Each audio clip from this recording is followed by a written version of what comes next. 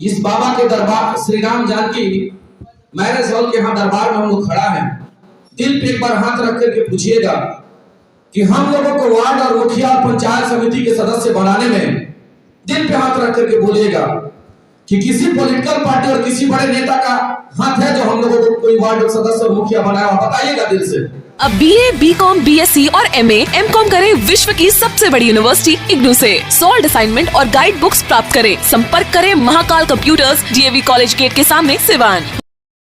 Thyroid, sugar और मोटापे से हैं परेशान तो मेट्रो हॉस्पिटल सिवान है एक बेहतर समाधान। डॉक्टर MS अहमद अंतर्राष्ट्रीय कुशलताओं के साथ दे रहे हैं सेवाएं। संपर्क करें centre point, Chakiya Bindusar road, Siwan. कोई नहीं बनाया ना, हम लोग अगर आज जीत के आए हैं तो अपने व्यक्तित्व पे, अपने चेहरा पे, अपने पौरुष पे, अपने क्षमता पे और अपने आग्रह और अपने विनती पे जीत के आए।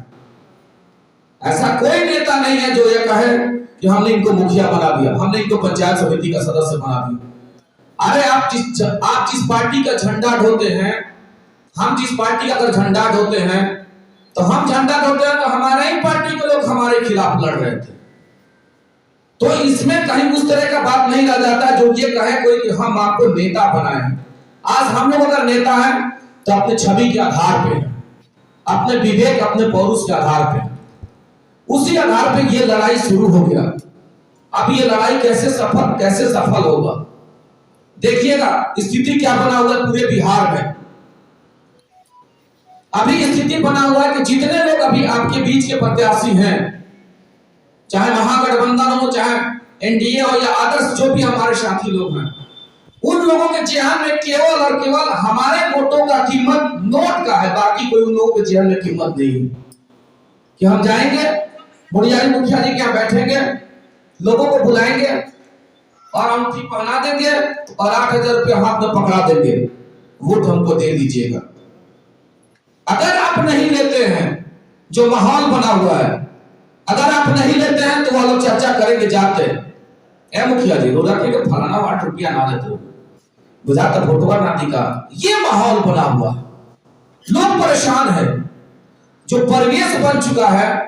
हमसे मीडिया साथी के लोगों ने पूछा कि क्या आप रोक पाइएगा उस परिवेश को। हमने कहा कि हम रोकेंगे नहीं और मेरे पास क्षमता नहीं है रोकने के लिए, लेकिन यह जरूर है कि अपने भाई के बीच में हम जाकर के कहेंगे कि बतासा चचा का हाल इन लोगों को बना देना है। क्योंकि हम लोग भी जीत के हैं अपने चेहरा के आधार पे। हमारे भी चुनाव में और आपके भी चुनाव में 5-5, 7-7 लोग लड़े हुए थे और तमाम पैसा खर्चा किए, लेकिन लोगों ने क्या किया, सबको बोला कि हाँ आपको देंगे, आपको देंगे।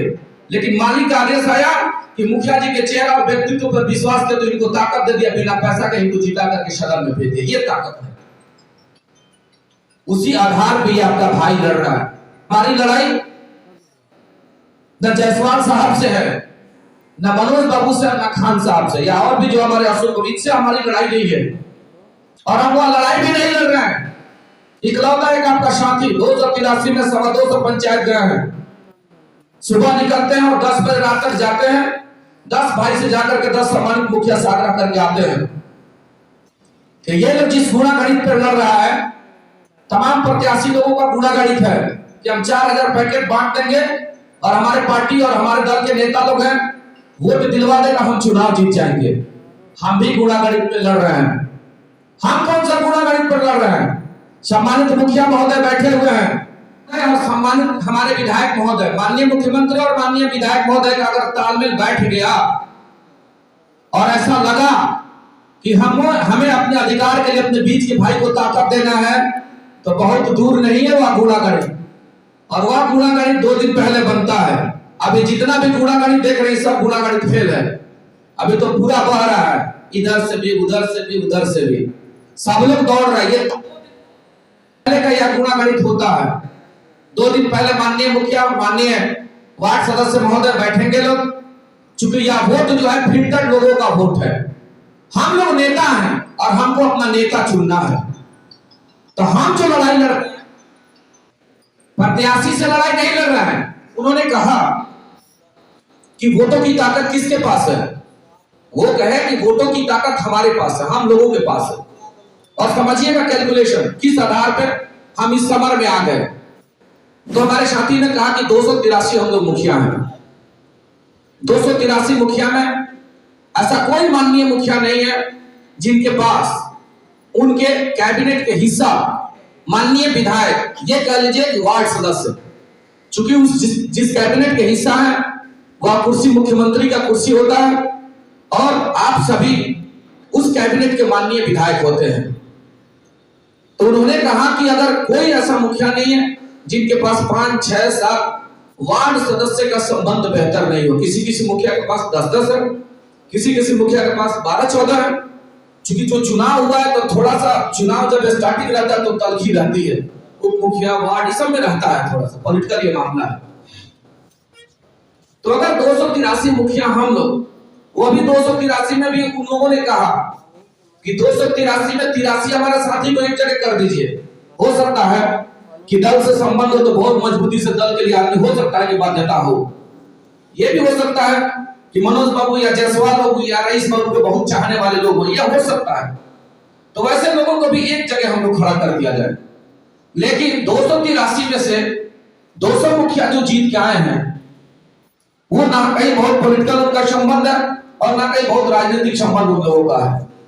अगर 200 मुखिया भी हम लोग ईमानदारी से एक भाई के साथ एक पंजा के सम्मानित मुखिया श्यामतापुर, एक बार जोरदार स्वागत हो जाए। अर्जुन शाह जी आप आ जाइए आगे, सम्मानित वार्ड सदस्य भी हैं। विशेष अभिनंदन, विशेष आभार है आदरणीय मुखिया श्यामतापुर, एनर्जेटिक मुखिया अर्जुन शाह जी का। एक कुर्सी दे दीजिए बाबू। और पूरे बिहार को नियम और कानून लागू हो जाता है। लेकिन जो पंचायत सरकार के लोग हैं उनका क्या होता है? अब एक नजीर देख लीजिए। आपके कर्मी लोग हैं, पंचायत सचिव, आवास सहायक, विकास मित्र, किसान सलाहकार, कार्यपालक सहायक, ये तमाम आपके कैबिनेट के कर्मी हैं। और पंचायत समिति के लोग के कर्मी कौन है? बीपीआरओ हैं, एईओ हैं, एए कृषि हैं, बाल विकास है, तमाम लोग उनके समिति के वो लोग सदस्य, ये क्रियान्वयन एजेंसी है। क्या होता है हमारे साथी? आवास सहायक, ग्राम सभा से योजना पारित हो गया, सूची चला गया, किसका किसका पैसा गया कोई विधायक लोग जान पाते हैं? आप बताइए, कोई लोग जान पाता है कि पैसा किसका किसका गया? मुखिया जी लोग जब नहीं जान पा रहे हैं, हम लोग नहीं जान पा रहे हैं, तो आप लोग कहां से जान पाइएगा?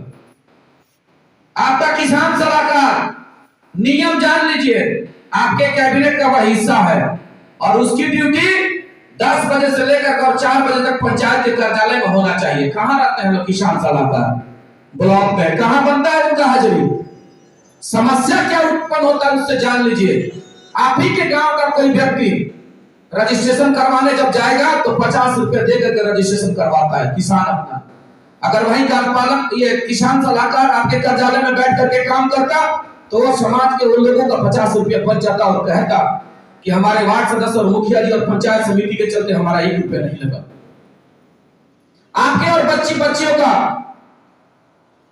जन्म बनवाना है, जन्म प्रमाण पत्र बिना पैसा दिए हुए एक जन्म प्रमाण पत्र नहीं बन पा रहा है। अगर वही व्यक्ति पंचायत सचिव और क्रियान्वयन एजेंसी अगर बैठ करके काम करती तो ये 100 रुपया नहीं लगता, हम लोग परेशान नहीं होते। आपके बेटा और बेटी का जाति आय निवास बनाना है, 30 रुपया, 20 रुपया, 50 रुपया दे करके लोग ऑनलाइन करवाता है। लेकिन यही आरटीपीएस अगर सुचारू रूप से चलता तो आपके बच्ची और बच्चियों का फ्री ऑफ कॉस्ट में जाति आय निवास बन जाता।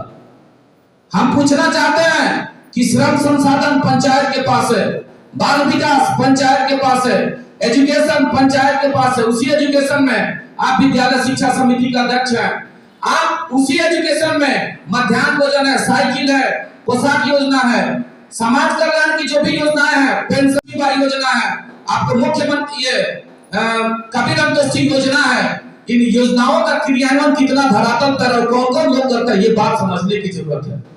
उसी पंचायत को पावर मिला हुआ है, मनरेगा है, आवास सहायक है, आपको जो है सो कुक्कुट पालन है, मछली पालन है, किसान क्रेडिट कार्ड है, मुख्यमंत्री कन्या विवाह है।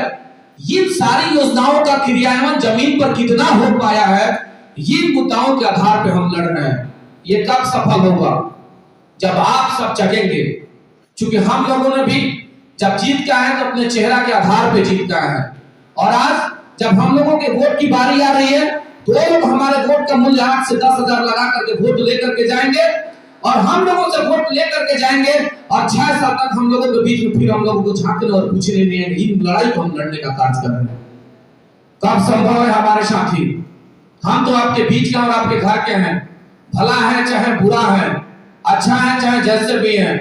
आप भी अगर चुनाव लड़ रहे थे तो आपके परिवार के लोग आपके साथ मजबूती के साथ खड़ा थे। हार होगा जीत होगा वह मामला दूसरा है, लेकिन तमाम आपके परिवार के लोग एक कदम आगे निकल करके अगर मुखिया जी चुनाव लड़े तो इनके परिवार के लोग मजबूती से खड़ा थे। तनवीर बाबू अगर चुनाव लड़े हैं तो इनके परिवार के लोग मजबूती से खड़ा थे। या आप भी चुनाव जब लड़े हैं तो आपके परिवार के लोग मजबूती से खड़ा है, आपके साथ कदम से कदम मिला के चल रहे थे, जिसका नतीजा हुआ कि आप चुनाव जीत के आज हम लोगों के बीच में हैं। तो हम जिस आधार पर लड़ाई लड़ रहे हैं, हम सरकार से लड़ाई लड़ रहे हैं। हमारी लड़ाई सरकार से है। देखिएगा जरा, स्नातक एमएलसी चुनाव लड़ना है, जरा एक चीज पर हम ध्यान आकृष्ट करवा देना चाहते हैं। पहले मुखिया को लड़ना है तो वोटर लिस्ट में नाम होना जरूरी है। स्नातक एमएलसी के जो चुनाव लड़ते हैं, वीरेंद्र बाबू स्नातक एमएलसी के हमारे एमएलसी हैं, अगर उनको चुनाव लड़ना है तो बीए होना जरूरी है और वोटर लिस्ट में नाम होना जरूरी है। शिक्षक एमएलसी जो साथी चुनाव लड़ते हैं तो शिक्षक होना जरूरी है और उस वोटर लिस्ट में नाम होना जरूरी है। लेकिन सरकार की दो तरफा नीति देख लीजिए, गजब का विडंबना है कि आज अगर त्रिस्तरीय पंचायत के किसी एमएलसी को लड़ना है तो वोटर होना जरूरी नहीं है, बाहर के लोग भी लड़ रहे हैं, जिसका नतीजा है कि आज 5 से 7 करोड़ और 10 करोड़ हम लोगों के चुनाव के मूल्य का आकलन होता है और वह व्यक्ति रुपया के आधार पर हमारी ताकत को लेता और 6 साल हमारे बीच में झांकने नहीं आता है। हम आ जाए कि जो वोटर होगा वही एमएलसी चुनाव लड़ेगा, तो आप जैसे वार्ड हमारे जैसे मुखिया ही का चुनाव लड़ेंगे, दूसरा